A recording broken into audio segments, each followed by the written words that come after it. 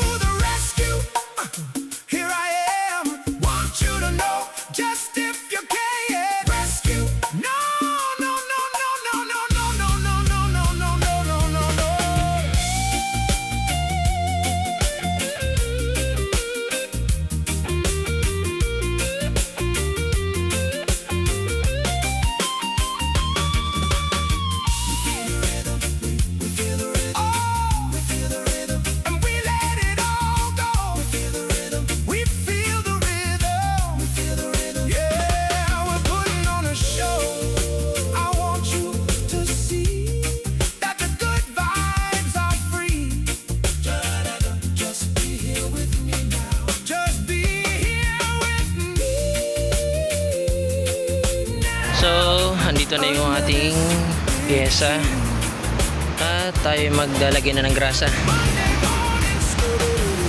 So, ayun, nalagyan ko na at ito naman mga bearing lalagyan. Ayan.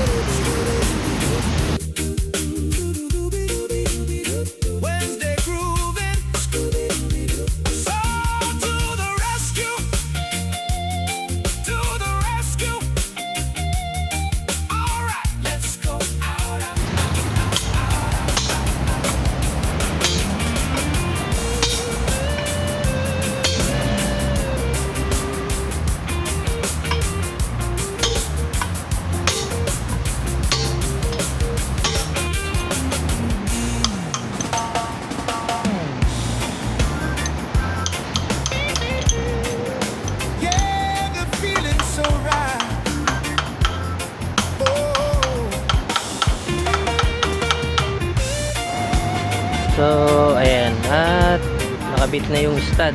So, ayan, higpit na lang ng mga takip. Okay na rin yung mga bearing. And sunod, salpak na ang gulong.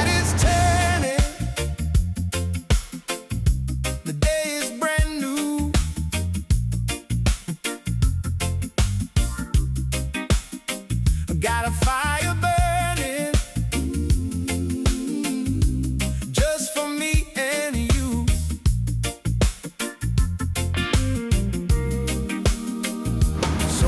ayun, tapos na gawin. At ayan, nakabit na yung stud bolt na bago. Ayun yung naputulan. So napalitan na natin.